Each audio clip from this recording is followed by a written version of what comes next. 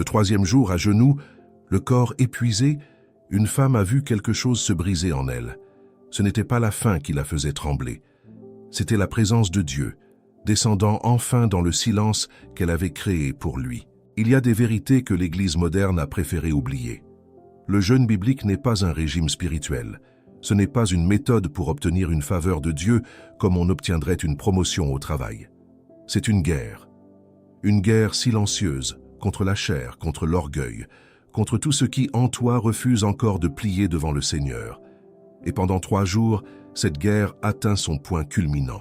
Charles Spurgeon, cet homme que Dieu avait doté d'une voix capable de secouer des milliers d'âmes dans les rues de Londres, disait que le jeûne véritable n'est pas l'affaire du ventre, mais l'affaire du cœur. Il prêchait que beaucoup s'abstiennent de nourriture tout en continuant de se nourrir de rancune, d'orgueil, de jalousie. Ce n'est pas cela, le jeûne selon l'Écriture. Le vrai jeûne dépouille l'âme jusqu'à ce qu'il ne reste que Dieu et toi, face à face, sans excuse possible.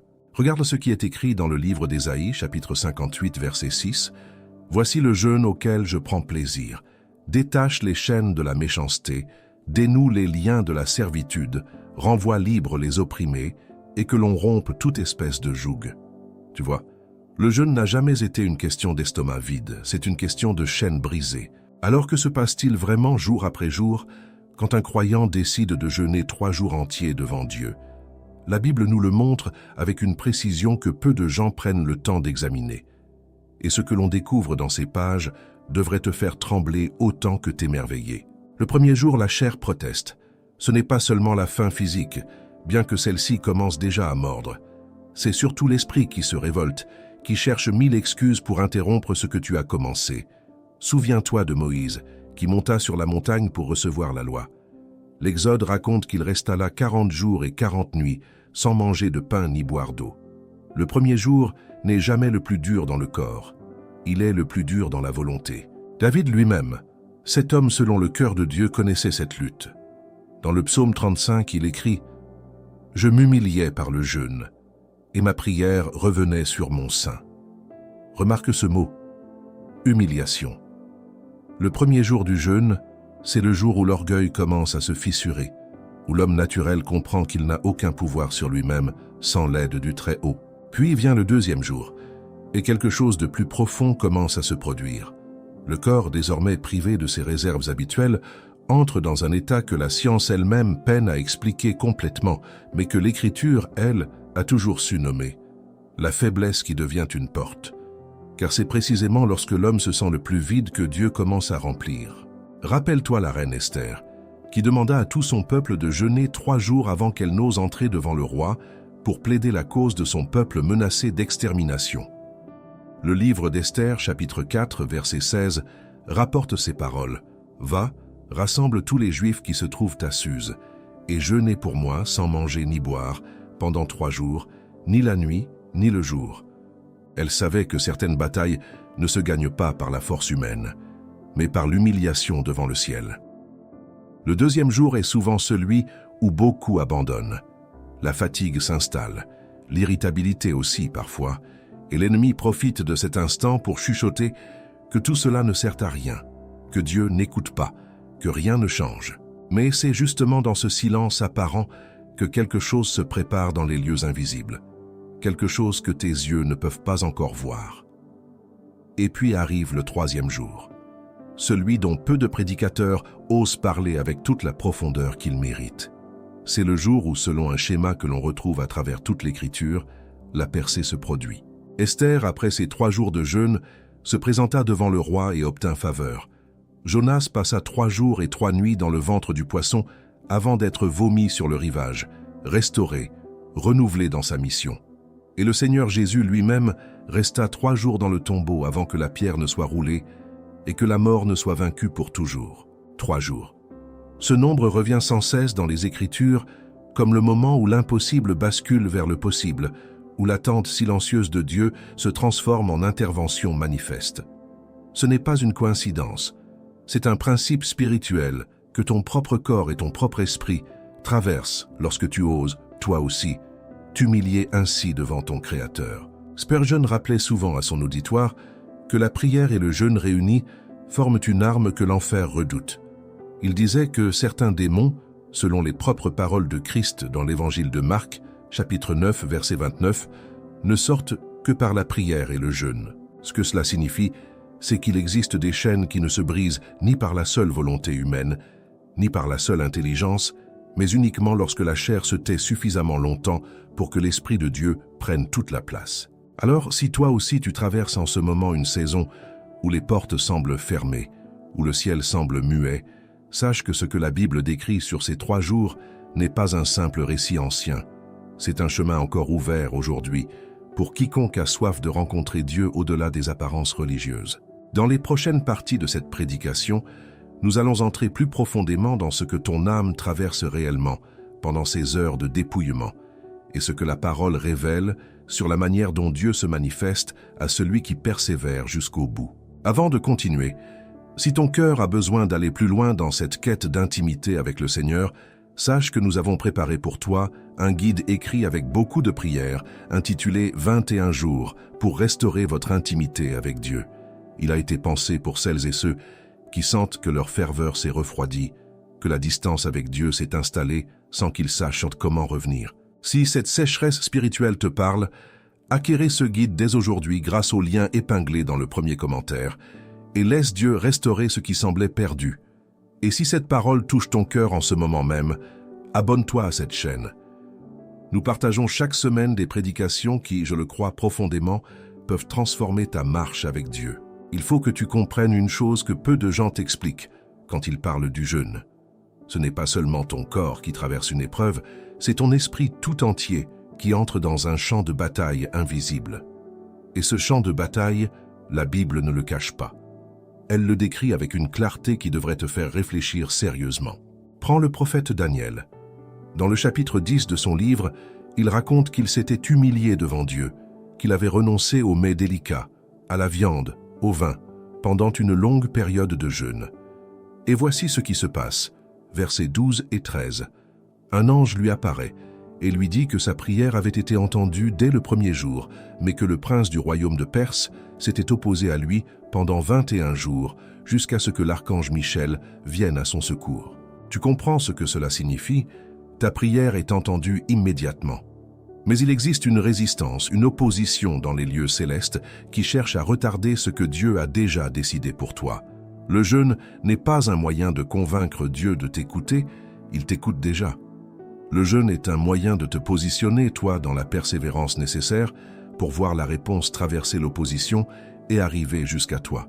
C'est exactement ce qui se produit dans ton corps et dans ton esprit lorsque tu atteins ce 2e jour de jeûne dont nous parlions. La chair hurle, elle réclame, elle négocie avec toi. Elle te dira que tu as déjà assez prié, que tu peux t'arrêter maintenant, que Dieu comprendra. Mais c'est précisément à cet instant que se joue quelque chose de décisif dans le monde invisible. Regarde aussi l'histoire de l'apôtre Paul, avant même qu'il ne porte ce nom, lorsqu'il s'appelait encore Saul et qu'il persécutait les disciples de Christ. Sur le chemin de Damas, une lumière l'a terrassé et il est resté 3 jours sans voir, sans manger, sans boire. Le livre des Actes, chapitre 9, verset 9, le rapporte simplement, sans fioriture. Il fut 3 jours sans voir, et il ne mangea ni ne but. Que crois-tu qu'il se passait dans le cœur de cet homme pendant ces 3 jours d'obscurité totale? Toute sa vie s'écroulait. Tout en quoi il avait cru, toute sa religion, toute sa fierté théologique, tout cela était en train de mourir dans les ténèbres de cette chambre à Damas. Et c'est précisément dans cet état de dépouillement complet que Dieu a préparé l'homme qui allait porter l'Évangile jusqu'aux nations. Voilà ce que le 2e et le 3e jour du jeûne accomplissent réellement en toi. Ils ne changent pas seulement ton taux de glycémie ou ton métabolisme, comme certains aiment le réduire aujourd'hui. Ils démantèlent quelque chose de plus profond. Ils touchent l'orgueil qui se cache derrière tes certitudes, les fausses sécurités que tu avais bâties loin de Dieu, les identités que tu t'étais forgées sans jamais lui demander la permission. L'Écriture dit dans le livre de Joël, chapitre 2, verset 12, « Maintenant encore, dit l'Éternel, revenez à moi de tout votre cœur, avec des jeûnes, avec des pleurs et des lamentations. » Remarque cette insistance, « de tout votre cœur ». Ce n'est pas un jeûne partiel, Un jeûne de façade, un jeûne que l'on affiche pour impressionner les autres. C'est un retour total, une reddition complète. Et c'est justement cela qui rend le 3e jour si particulier. Car après 2 jours de résistance, de fatigue, de tentation d'abandonner, quelque chose en toi finit par céder. Non pas céder à la chair, mais céder à Dieu. L'orgueil qui gouvernait encore une partie de ton cœur s'effondre enfin, et dans cet espace vide qu'il laisse derrière lui, l'Esprit de Dieu trouve enfin la place pour parler. Le centurion Corneille, dans le livre des Actes, chapitre 10, en offre un exemple saisissant. Cet homme craignait Dieu, il priait continuellement, et pendant une période de jeûne, un ange lui apparut et lui dit que ses prières et ses aumônes étaient montées devant Dieu comme un souvenir. Corneille ne cherchait pas un spectacle. Il ne jeûnait pas pour être vu des hommes, ni pour se donner bonne conscience. Il cherchait la vérité avec une sincérité rare, et Dieu lui a envoyé une réponse si précise qu'elle a changé le cours de l'histoire de l'Église tout entière, ouvrant la porte du salut aux nations qui n'étaient pas juives. Tu vois le schéma qui se répète sans cesse dans les Écritures, un cœur humilié, une chair mise de côté pendant un temps déterminé, et une réponse céleste qui, après une période de résistance, finit par percer les cieux et atteindre celui qui a persévéré. Ce n'est pas une formule magique, ce n'est pas une technique spirituelle que tu peux manipuler à ta guise. C'est une posture du cœur que Dieu honore parce qu'elle lui ressemble. Peut-être que toi aussi, en ce moment précis, tu traverses ton propre 2e jour.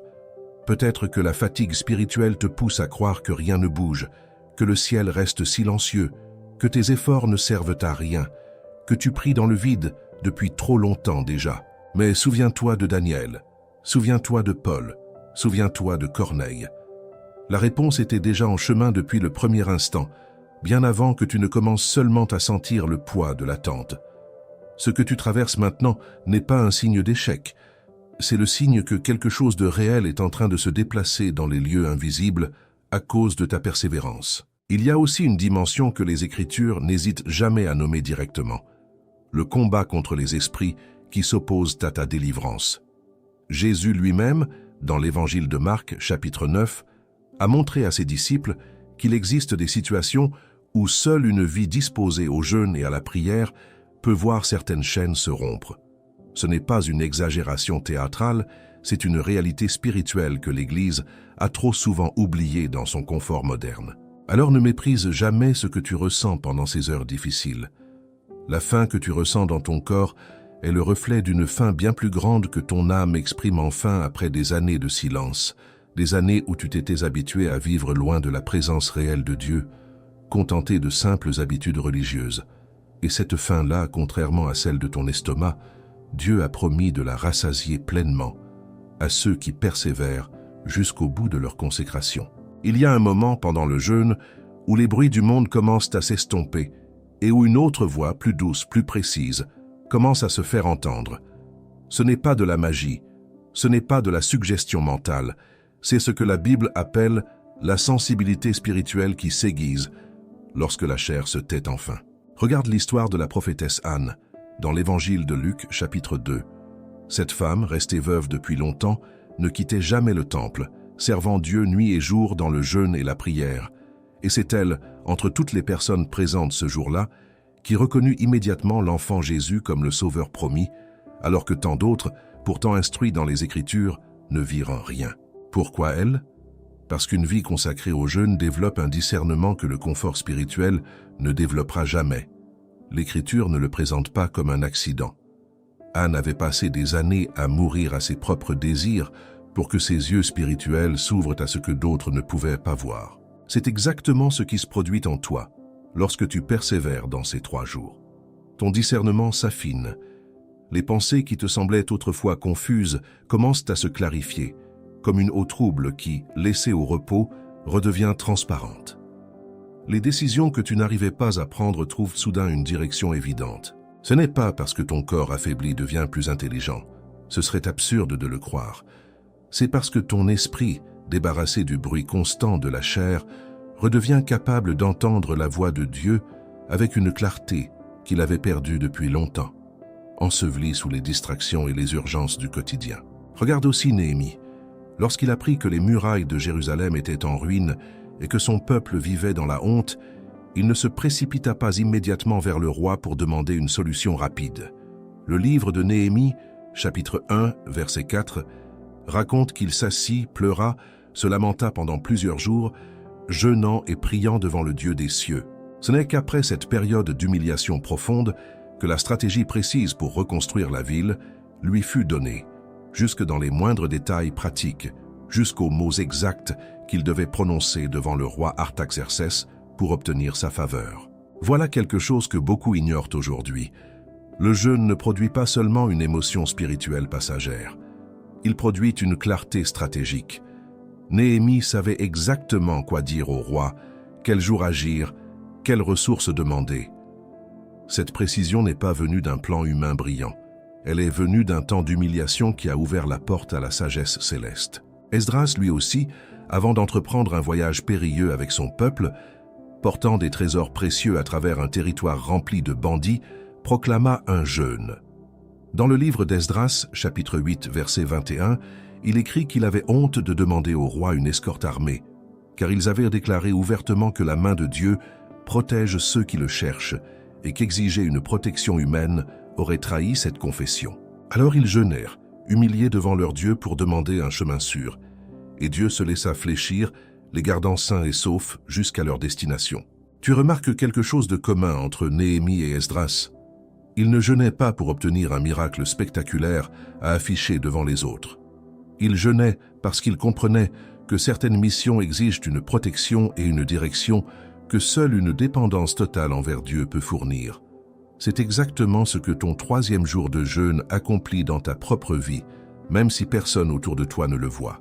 Il y a aussi ce passage saisissant dans le livre des Actes, chapitre 13, où l'église d'Antioche, pendant qu'elle jeûnait et servait le Seigneur, reçut une parole précise du Saint-Esprit: « Mettez-moi à part Barnabas et Saul pour l'œuvre à laquelle je les ai appelés. » Cette parole n'est pas tombée du ciel par hasard, dans une réunion ordinaire, un jour comme un autre. Elle est venue au cœur d'un temps de jeûne collectif, quand les cœurs étaient suffisamment silencieux, suffisamment débarrassés de leurs propres agendas pour entendre la direction précise que Dieu voulait donner à son Église naissante. C'est ainsi que naquit tout le mouvement missionnaire qui allait porter l'Évangile jusqu'aux extrémités de la terre.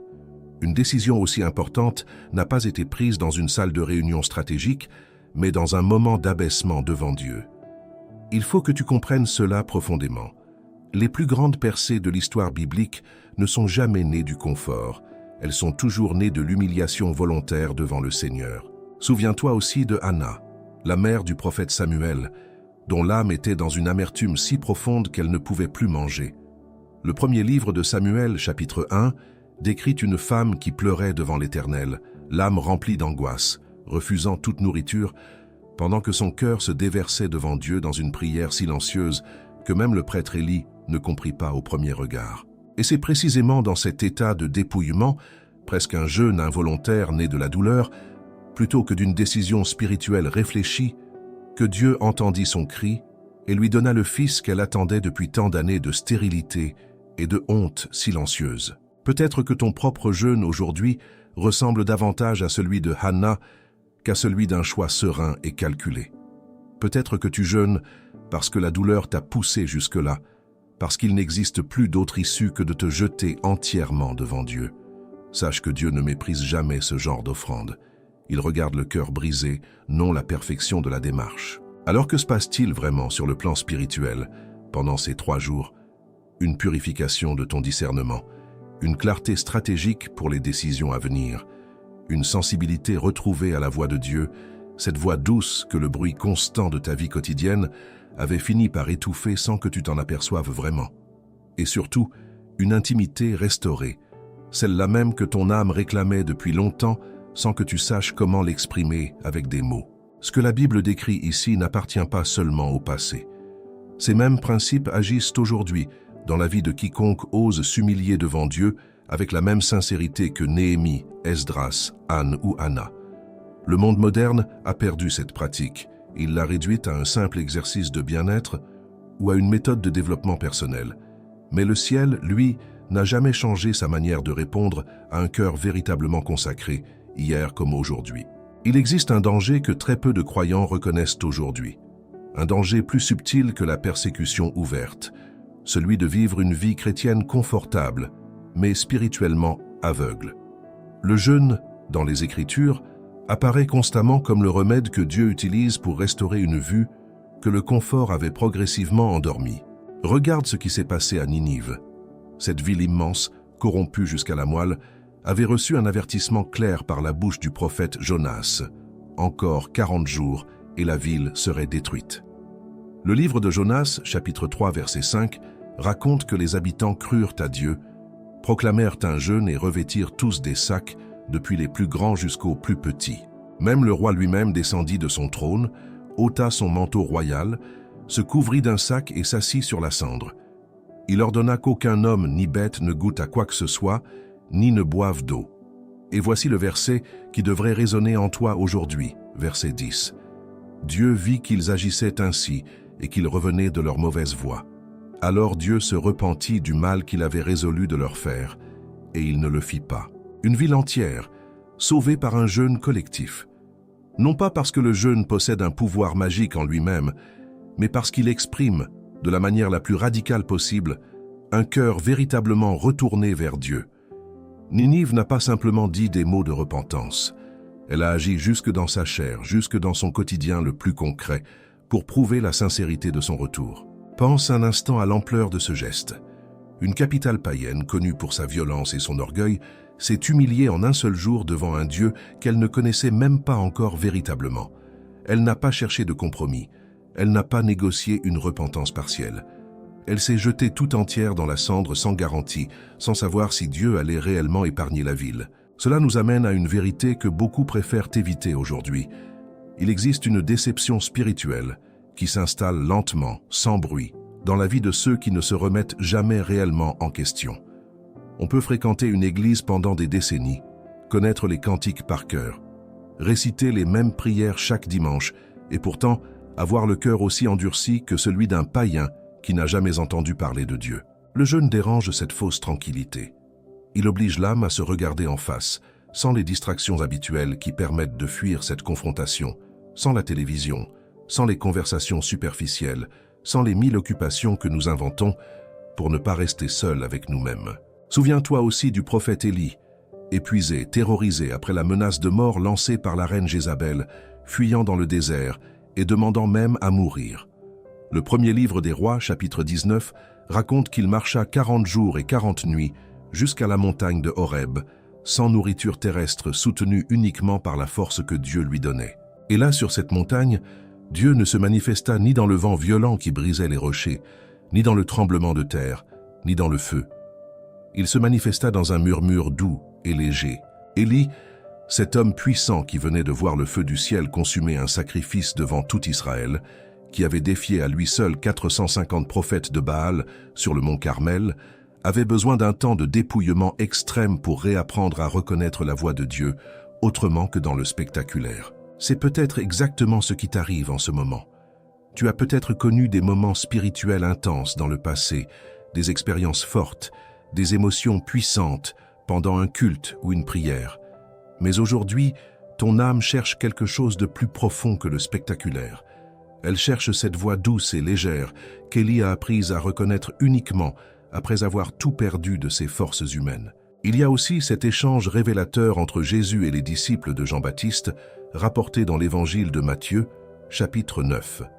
Il s'étonnait que les disciples de Jésus ne jeûnaient pas comme eux et comme les pharisiens.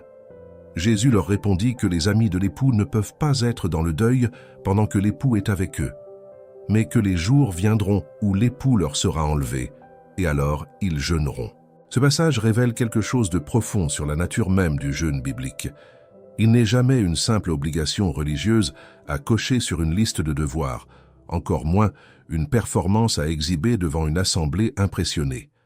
Il naît d'un manque réel, d'une soif authentique de la présence de Dieu, semblable à celle d'un cœur qui pleure l'absence de celui qu'il aime. Si tu jeûnes aujourd'hui, ce n'est pas par légalisme, ce n'est pas parce qu'on te l'a imposé comme une règle froide à respecter. C'est parce que ton âme reconnaît qu'il lui manque quelque chose que seul Dieu peut combler, un vide que ni les biens matériels, ni les distractions modernes n'ont jamais réussi à remplir durablement. Et c'est précisément cette soif authentique qui protège contre la déception spirituelle. Car l'ennemi ne trompe jamais aussi facilement une âme affamée de Dieu qu'une âme rassasiée de ses propres certitudes. Les pharisiens, eux, jeûnaient rituellement, 2 fois par semaine avec une régularité impeccable, prenant même soin d'afficher un visage triste pour que les hommes remarquent leur piété. Et pourtant Jésus les a appelés sépulcres blanchis, beaux à l'extérieur, pleins de mort à l'intérieur. Le jeûne sans un cœur brisé devant Dieu n'est qu'une coquille vide, une forme sans substance, un rituel qui n'atteint jamais le trône de Dieu. Voilà pourquoi ces 3 jours que tu traverses ne doivent jamais devenir une performance spirituelle, destinée à impressionner qui que ce soit, pas même toi-même. Ils doivent être une confrontation honnête, un moment où tu permets à Dieu de retourner chaque recoin de ton cœur, même ceux que tu préférerais garder cachés. C'est inconfortable, c'est parfois même douloureux, mais c'est exactement ce genre d'honnêteté que Dieu honore et récompense. Ninive a évité la destruction parce que son jeûne était sincère, parce que la repentance avait touché chaque foyer de la ville, du plus grand au plus petit. Élie a retrouvé sa mission parce que son dépouillement l'a rendu capable d'entendre à nouveau, capable de repartir accomplir tout ce que Dieu attendait encore de lui. Et toi, en ce moment précis, tu es en train de te positionner pour la même chose, une restauration de ta vue spirituelle, une protection contre les tromperies subtiles qui gagnent du terrain dans un monde de plus en plus éloigné de la vérité de Dieu. Il y a un moment précis, dans chaque récit biblique de jeûne, où l'attente cède enfin la place à la manifestation. Ce moment n'arrive jamais par hasard. Il arrive toujours après que le cœur a atteint un point de dépendance totale envers Dieu, un point où l'homme reconnaît qu'il n'a plus aucune ressource en lui-même pour affronter ce qui se dresse devant lui. C'est un renoncement complet à toute confiance humaine, un abandon volontaire de toute prétention à contrôler sa propre situation. Regarde ce qui s'est passé sous le règne du roi Josaphat. 3 nations ennemies s'étaient alliées contre le royaume de Juda, une armée immense, impossible à repousser par les seules forces humaines, une multitude si vaste que même les guerriers les plus expérimentés du royaume savaient qu'aucune tactique ne suffirait.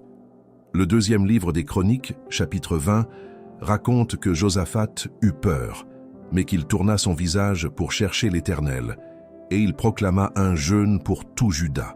Rassemblé devant le temple, le roi prononça une prière que peu d'hommes osent prier aujourd'hui avec autant d'honnêteté. Nous ne savons que faire, mais nos yeux sont sur toi. Pas de fausse assurance, pas de stratégie militaire brillante à présenter devant le peuple, seulement une reconnaissance totale de son impuissance et une confiance placée entièrement en Dieu, exposée devant toute la nation, sans crainte du jugement des hommes. Et la réponse vint, précise, à travers un homme nommé Jacaziel, rempli de l'esprit au milieu de cette assemblée jeûnant devant Dieu. N'ayez pas peur, ne soyez pas effrayés devant cette multitude nombreuse, car ce ne sera pas vous qui combattrez, ce sera Dieu. Le lendemain, l'ennemi se dressa contre lui-même. Les nations alliées se détruisirent mutuellement. Et Juda n'eut même pas besoin de lever une seule épée pour remporter la victoire, découvrant au matin un champ de bataille entièrement dévasté par la main invisible de Dieu. Voilà ce qui se passe vraiment quand un peuple, ou une âme seule, atteint le point culminant d'un jeûne sincère. Le combat cesse de dépendre de la force humaine et devient entièrement l'affaire de Dieu. Ce que ni ta stratégie, ni ton intelligence, ni tes efforts n'ont réussi à accomplir depuis des mois, parfois des années, peut basculer en une seule nuit lorsque tu cesses de t'appuyer sur ta propre compréhension et que tu remets enfin le combat entre les mains de celui qui seul peut réellement le gagner. Il existe un autre récit, plus ancien encore, qui illustre cette même vérité avec une puissance saisissante. Dans le premier livre de Samuel, chapitre 7, le peuple d'Israël, opprimé depuis des années par les Philistins, incapable de retrouver sa dignité et sa liberté, se rassembla à Mitzpa sur l'ordre du prophète Samuel. Ils jeûnèrent ce jour-là, puisèrent de l'eau et la répandirent devant l'Éternel, en confessant leurs péchés avec une sincérité totale, reconnaissant enfin les années d'idolâtrie qui les avaient éloignés de leur Dieu. Pendant que le peuple offrait ce sacrifice d'humiliation, les Philistins s'approchèrent pour attaquer, profitant de ce moment où Israël semblait vulnérable, désarmé, entièrement tourné vers la prière plutôt que vers la bataille, croyant sans doute que c'était le moment idéal pour écraser définitivement ce peuple affaibli.